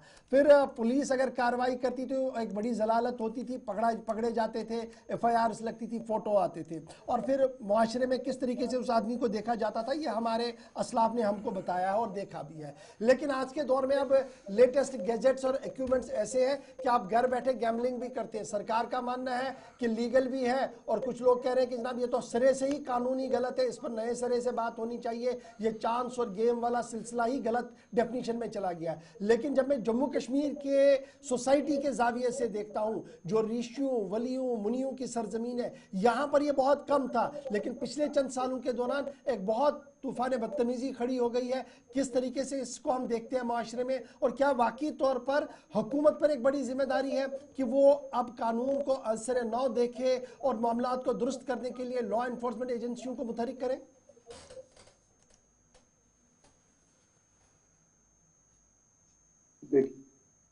देखिए गवर साहब, पहले हम आपको दिल से सलाम करते हैं, पूरी गुलिस्तान टीम को मुबारकबाद देते हैं कि आपने पिछले 6 महीनों से ये मसले उठाए हैं कि जिनको बहुत ज़रूरत है। समाज में जो बिदात फैल गए हैं, चाहे आपने बात की है उन लड़कियों की जिनकी अभी शादी नहीं हुई, चाहे आपने बात छेड़ी है ड्रग्स की कि ड्रग्स ने कितना हमारा माशरा तबाह बर्बाद कर दिया। आज एक अहम मौजू है जो कि ऑनलाइन गैम्बलिंग है। तो सर मैं अगर आपको बता दूंगा, मेरी समझ में ये 3 तरीके का आता है। एक जो लॉ होना चाहे, लॉ मेकर है, उनको इसकी तरफ खुसूसी तवज्जो देनी होगी। दूसरा ये कि जो हमारे उस्ताद साहिबान हैं उनकी जिम्मेदारी होती है कि बच्चे वहाँ पढ़ते हैं। तो तीसरी बात यह है कि जो हमारे समाज में जो ज़िशऊर तबका है तो उनकी जिम्मेदारी है। चौथा ये कि माँ बाप की जिम्मेदारी है जी। तो सर अगर मरकजी सरकार ने इससे पहले भी इसका कानून बनाया था तो वो पूरे मुल्क पे लागू हो रहा था। तो इस सिलसिले में अब इंटरनेट जब आ गया यहाँ पे तो उसने एक हमारे लिए, हमारे नौजवानों के लिए वो बाइस खुशी भी बन गया। तो आज देख लीजिए कि वही खुशी आज हमारे घरों में मौसम की तरह फिर रहा है। ये माना कि दुनिया ने बहुत तरक्की की है, मगर आज जब देखा कि इंटरनेट का इस्तेमाल किस तरह होना चाहिए था, किस तरह हो रहा है, तो इस सिलसिले में फिर मरकजी सरकार ने रियासतों पे ये छोड़ा है कि इसमें कौन सा कानून बनना चाहिए। तो उस सिलसिले में हमारे जम्मू कश्मीर में भी एक लॉ बना है 1977, एक लॉ बना है कि इसी ऑनलाइन गेमलिंग या हर किसी गेमलिंग पे इसको कानून ने मना ही है। मगर अगर हम पिछले जमाने की बात करेंगे तो 4-5 बंदे वो जुआ खेल रहे थे, पुलिस आती थी, पकड़ती थी। मगर अगर हम सोचेंगे कि ये अब किस पे ये जिम्मेदारी आयद होती है, तो सर आज देख लीजिए हर घर में हर एक बच्चा इसमें इन्वॉल्व है। तो ये बहुत बड़ी अलार्मिंग सिचुएशन बन रही है हमारे जम्मू कश्मीर में, खासकर कश्मीर में देख लीजिए साहब, क्या मैं ये समझूं जो वालिदैन का एक मेजर रोल रहता था, बच्चों को नजर रखते थे, बच्चों की हर हरकत के बारे में उन्हें इत्तला होती थी, और फिर अगर कहीं गलत होता था तो एक जमाना था कि बड़ी शिद्दत के साथ उसको रोका जाता था। आज वो शिद्दत वालिदैन के अंदर खत्म हो रही है। क्या ये माना जाए कि प्रेशर बहुत ज्यादा बढ़ गया कि हमें पैसे चाहिए, काम चाहिए, उसकी ओर सारी तवज्जो है, और घर में जो कुछ हो रहा है इससे हम आंख बंद करके आगे बढ़ने की कोशिश में है, जिसकी वजह से ये तबाही का दरवाजा खुल चुका है हमारे पास? बिल्कुल सही। वरना हमें नबी पाक सल्लल्लाहु अलैहि वसल्लम ने इस बारे में क्लियर कट एक हदीस शरीफ बताया था कि हम मुझे आखिर ज़मान में लोगों में ऐसी फिक्र लाहक हो जाती है कि लोग ज्यादा से ज्यादा दुनिया परस्ती में मुब्तला हो रहे हैं, तो मुब्तला हो गए हैं। अब हम सिर्फ यही दुनिया परस्ती चाहते हैं। वालिदैन का फर्ज यह था कि अगर वो बच्चे को शाम को 100 रुपया देते थे या 50 रुपया देते थे, तो आज जब उसका बच्चा वहां से ही उसको 1000 रुपया देता है तो माँ बाप भी आंख बंद कर लेता है। तो मोहम्मद याकूब गत्तू साहब, ये चीजें जब हाथ से बाहर हो गई हैं, मोहम्मद याकूब साहब, जब चीजें आउट ऑफ कंट्रोल हो गई हैं, इसके बाद ऑप्शंस बहुत कम बचते हैं। क्या वक्त नहीं आ गया है कि एक मास कैंपेन आपकी तरफ से, जो समाजी कारकुनान कहलाते हैं, या आपके साथ तमाम वो लोग जो किसी ना किसी तरीके से हाथ बटाते हैं, सहयोग करते हैं, आपका ताउन करेंगे या करते हैं, एक बड़े पैमाने पर एक कैंपेन इसके खिलाफ शुरू की जाए और लोगों को घर घर जाकर बताया जाए, कम से कम अपने इलाके से ही शुरू हो, जिसमें ज्यादा नहीं 5-10% शायद पॉजिटिव रिजल्ट्स भी आते हैं, तो कई जिंदगियां बच सकती हैं। बिल्कुल सही बात। मगर हमें वो ईमान होना चाहिए। हमारे पास जो ईमान है उसकी कमी है। हम दीन से दूर होते जा रहे हैं, हम इंसानियत से दूर होते जा रहे हैं। पहले देख लीजिए कि हम जब छोटे थे तो हमारे माँ बाप हमें मस्जिद की तरफ ले जाते थे, दरगाह की तरफ ले जाते थे। मगर आजकल यह हुआ है कि हर कोई दुनिया परस्ती में मुब्तला हो गया है। हमें दुनिया चाहिए बस, और कुछ नहीं चाहिए। वरना ये तो एक छोटी चीज थी, मगर हमने इससे क्या हो जाएगा। अब देख लीजिए अभी 2-3 साल जब और हो जाएंगे तो ड्रग्स ने जिस तरह यहाँ वबा फैल रखी है, हमारे छोटे छोटे बच्चे जो इस वक्त मर रहे हैं, तो आप देख लीजिए। अभी तो आपने कुछ मिसालें ही अगर मैं आपको पेश करूंगा कि कोई खुदकशी कर रहा है, कोई किडनी बेच रहा है, कोई अपना घर बेच रहा है, यहाँ तक कि अगर मैं आपको बता दूंगा कि ये मसला जो बन गया है यहाँ पे, तो ये मत अपने माँ बाप, खुदा न खास्ता ये अपने माँ बाप को भी बेच देंगे।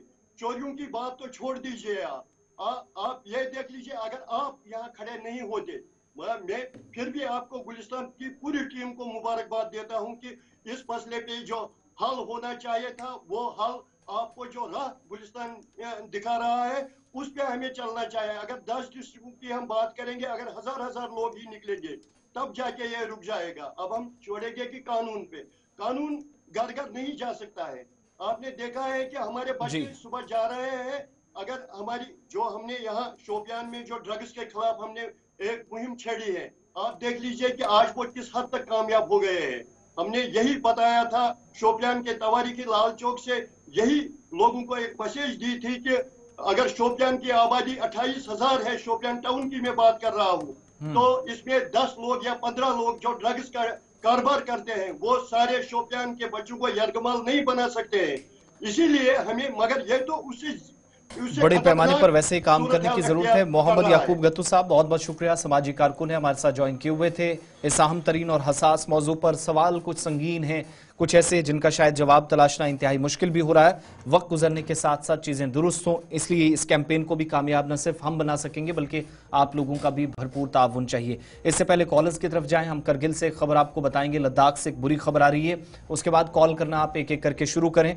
थोड़ी देर में कॉलर्स की तरफ चलेंगे, चारों नंबर्स आपकी स्क्रीन पर आएंगे, लेकिन उससे पहले करगिल से खबर, जहां पर लद्दाख के अंदर जो चरवाहा थे लेकिन करगिल जंग के हीरो का खिताब भी इनको दिया गया था और इनका नाम था ताशी नामग्याल। ये इंतकाल कर चुके हैं। आर्यन वैली के अंदर 58 साल की उम्र में इन्होंने आखिरी सांस ली है और अभी 25वां जो करगिल विजय दिवस हुआ भी था उसमें भी एक अहम तरीन प्रोग्राम हुआ था, उसमें भी इनकी शमूलियत हुई थी अपनी बेटी के साथ, जो एक टीचर है। फौज की जानिब से, fire and fury corps Ladakh की जानिब से अफसोस और दुख का इजहार करते हुए उन्हें खराज अकीदत पेश किया जा रहा। और ताशी नामग्याल के बारे में बताया जाता है कि वो एक चरवाहा थे। 1999 में जब ऑपरेशन विजय शुरू हुआ, पाकिस्तान की तरफ से दरअंदाजी शुरू हुई, करगिल जंग जहां से शुरू हुई थी, सबसे पहली इतला भारतीय फौज को देने वाले यही शख्स थे जो आपकी स्क्रीन पर हैं। 58 साल की उम्र में ये इस दुनिया से चल बसे हैं।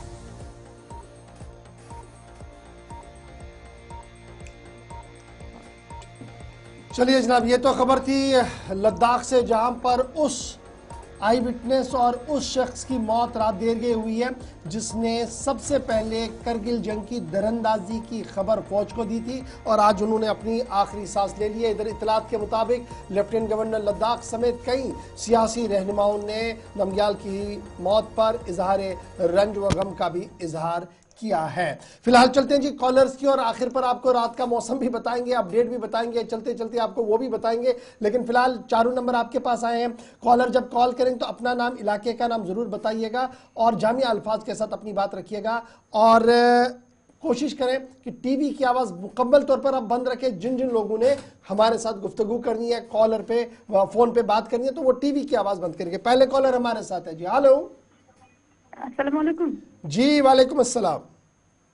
जनाब मैं कत करें हैंडीक्राफ्ट महकम अहन अत मज वंड स्कीन कम कर पन कम यमन गोस कह इदारा तुथ यह राइट है अहन तो यमन बिचारन राइट है यह कह राइट है नकद पोस मिल। अच्छा, तोन ये कि यह काम कह करान गरस अंदर बिहित यथ निजाम रटन मार्केटस तम वातन और पे हुन पोसन दिन वनकस तुत निजाम कहीं न क्या मार्केट कहें अगर कस दुकानदार ब्रोट कुन ग माल हे सह पे लिखन सह क्लान सह मगर तम पोस पे दिवान तम वंद तम पोस दिन। चलो सड़ा शुक्रिया कॉल करने बाबत। एक नोडल एजेंसी की बहुत ज़्यादा ज़रूरत है। इस तरीके की जो बहनें हैं, माएँ हमारी जो हैंडीक्राफ्ट के साथ जुड़ी हैं, उनका मैंने कहा एजेंसी बन जाती है, हम उनके हैंड ओवर करते, बाद में वो हमें पैसा देते। जो प्राइवेट सेक्टर में जब ये जाते हैं तो पैसा मर जाता है। बड़ा इंपॉर्टेंट इशू है ये और मुझे उम्मीद है कि हैंडीक्राफ्ट हैंडलूम के जो जिम्मेदार हैं वो ज़रूर इसकी ओर तवज्जो देकर कोई रास्ता ढूंढेंगे कि किस तरीके से इसका हल निकाला जाए। एक और कॉलर हमारे साथ है जी। हेलो, अस्सलाम वालेकुम। जी वालेकुम सलाम। हाँ जी, मैं कश्मीरी बोल रहा हूँ। जी जी जी बताएं। मुझे एक बात आपसे डिस्कस करनी थी। अभी अमित शाह साहब, होम मिनिस्टर और उमर अब्दुल्ला की मुलाकात हुई थी पीछे जो उससे पहले हुई, तो उसमें जहाँ वो बैठे हुए हैं नीचे डस्टबिन रखा हुआ है, तो ये क्या मैसेज है? मतलब मैं उमर साहब से कहना चाहूंगा कि देखिए, हमें 200 यूनिट फ्री भी नहीं चाहिए, हमें कुछ नहीं चाहिए, लेकिन एक आपको मैंडेट दिया हुआ है हमने, तो आप हमारे चीफ मिनिस्टर हैं, तो बेइज्जती बर्दाश्त नहीं करेंगे। मैं ये वीडियो में जरा चेक करूंगा किस कहां पर है, मैं इस पर कोई बात नहीं कह पाऊंगा, लेकिन अगर ऐसा है तो जरूर उमर साहब ने भी देखना होगा, और अगर ऐसा हुआ है तो शायद वजारत दाखिला में भी लोगों को ये चीज़ें देखनी पड़ेगी, क्योंकि सेट प्रोटोकॉल होता है जब वीआईपी आता है, स्टेट का कोई हेड आता है, तो जब वो मिलने आता है इसमें एक सेट प्रोटोकॉल है। We will check it. बहुत शुक्रिया। तस्वीर है एक और कॉलर दे दीजिएगा जी। जिस हिसाब से मुलाकात की उसमें तो वैसे दिख नहीं रहा है कुछ, फिर भी हम क्रॉस चेक करेंगे। Next collar. हेलो हेलो, अस्सलाम वालेकुम। वालेकुम अस्सलाम। जनाब मिनिस्टर पे अब्दुल मजीद अब गोनी कत आज गो अकु म्युनिसिपलिटी वालें वन तनख्वाही कुन ये property municipality Utah income one तनख्वाह कहें खबर गसान तमिक क्या शाम निवान 9 बजे पावर खुदा करी पतवान रुत 12 बजे रात त्रावान बस दोहली थान 4 घंटन अच्छा शाम 12 बजे तक प्यारो खुदा करी पत 9 बजे नीन 1 बजे आसान शाम त्रावान 12 बजे तक प्यारुन पे रब सद कुर्र कसम बहुत दपान अफसर कन जार लुकन मसल मसल तारान फिर लुकन खुदा आजाद। चलो सटा शुक्रिया कॉल करने। एक और कॉलर है जी हमारे साथ। हेलो जी, नाम बताएं अपना, कहाँ से? अनंतनाग से। जी बताएं।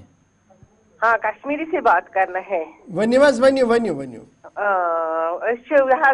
टीवी पे ऑनलाइन बैटिंग चलान पे कर रुटन अगर क्या फोन बंद गहन गुनाह गयो न क्या टीवी वनकस बिहित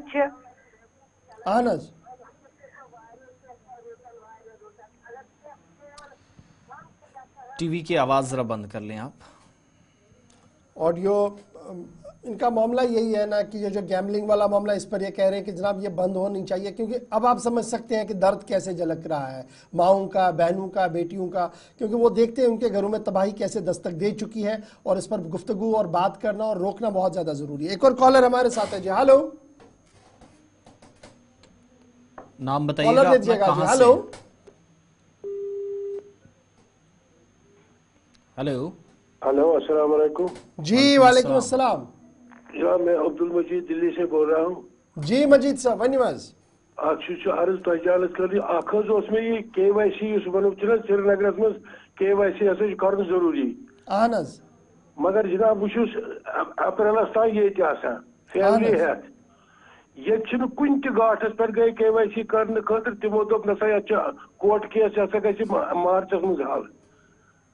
अच्छा, तो श्रीनगर वोल हकन वो मगर श्रीनगर वोल वन 18 दिसंबर तान वो करे मे मुंशी जी फोन तो तमो दोप वल वो खुदा क्या कर मगर पगह ग प्रॉब्लम गई कत ये दोम कत तुम प्रोग्राम वन चलोमुत जारस पे ऑनलाइन जार मगर बेदी माप नमनमत 9% गवर्नमेंट जिम्मेवार। बिल्कुल वस क्या कर मोल मोज वस सारे अथ मोबाइल बोल पुच बचस चोचस करान तब पान तमिस मज पाई क्या कर तवे सन कोशिश कि कानून गोस बनन तो यह गोस सरकारी तौर पर पाबंदी लगन ऑनलाइन जार गवर्नमेंट एडवर्टाइज कोता गवर्नमेंट करान अत पे गवर्नमेंट कर बेसिकली अत एजेंसी करान गवर्नमेंटन बड़ कानून थोन न होर तो न योर तवे रियासतन दिखुत। चलो इंशाल्लाह कोशिश करो कि रियासत किस वज़ीर आला तम गई आवाज़ वातन कि यह कानून बनावन वक्ती ज़रूरत और इत पे हालात वनकस सान रियासत सान नौजवान तथ कि मजबूत सख्त कानूनी सठी जरूरत। बहुत बहुत शुक्रिया जी कॉल करने के लिए आप सबका। लेकिन फटाफट से जरा रात कैसे गुजरी है शहर श्रीनगर नहीं बल्कि जम्मू कश्मीर की रात कैसे गुजरी है, और ठंडी का रिकॉर्ड टूटा है, पिछले 20-22 साल का रिकॉर्ड टूटा है। अपडेट आपके सामने रख रहे हैं जी। ये पहला अपडेट श्रीनगर शहर का है। रात -8.5 डिग्री रहा है, यानी -8, और यही वजह कि झील नदी नाले मुंजमद है। काजीगुंड में भी -8.2, कुपवाड़ा के अंदर -7.2, पहलगाम के अंदर -8.6 और गुलमर्ग के अंदर भी -6.2 रिकॉर्ड किया गया है। सोनमर्ग आइए तो -8, कोकरनाग के अंदर -5.8, पुलवामा के अंदर सबसे सर्द तरीन इलाका है पुलवामा और शुपियान, जहां पर -10.3 और शुपियान के अंदर -10.4 और बडगाम के अंदर -8, यानी 7-8 स्टेशन पर -8 और 2 स्टेशन पर आपको -10 दिखा है। जम्मू आते आते रात का दर्जा हरारत 5.4 डिग्री रिकॉर्ड किया गया। बानिहाल में -4.4 रिकॉर्ड किया गया है। भद्रवाह के अंदर -2.3 रिकॉर्ड किया गया और कटरा के अंदर रात का दर्जा हरारत 6.0 और किश्तवाड़ 1.1 डिग्री सेल्सियस रिकॉर्ड किया गया है। लेकिन दिन में धूप रहेगी। सांबा पुंछ के अंदर भी धूप रहेगी। 1.4 रात का दर्जा हरारत सांबा के अंदर, पुंछ के अंदर 1.5 और लद्दाख आते आते सूरत हाल एंटायर डिफरेंट है। -14.3 डिग्री सेल्सियस रिकॉर्ड करगिल के अंदर, लेह के अंदर -12.5 डिग्री रिकॉर्ड किया गया है और द्रास के अंदर रात का दर्जा हरारत -19.1 डिग्री रिकॉर्ड किया गया। सांबा और पुंछ के अंदर धूप दिखेगी। करगिल, द्रास और लेह के अंदर आज बादल और हल्की धूप आपको नजर आ सकती है। तो इस तरीके से एंटायर जम्मू कश्मीर और लद्दाख यख बस्ता हवाओं की लपेट में है, ठंडी हवाओं की लपेट में है और ये ठंडी हवाएं इस बात की गम्माज है कि आने वाले दिनों में मजीद सर्दी इन इलाकों के अंदर बढ़ सकती है। लेकिन उम्मीद यह है कि आज बादल सफेद हल्की से दरमियाना दर्जे की बर्फबारी वादी कश्मीर के बालाई और मैदानी इलाकों के अंदर हो सकती है। फिलहाल प्रोग्राम सलाम जेके में आज हमारे साथ बस इतना ही।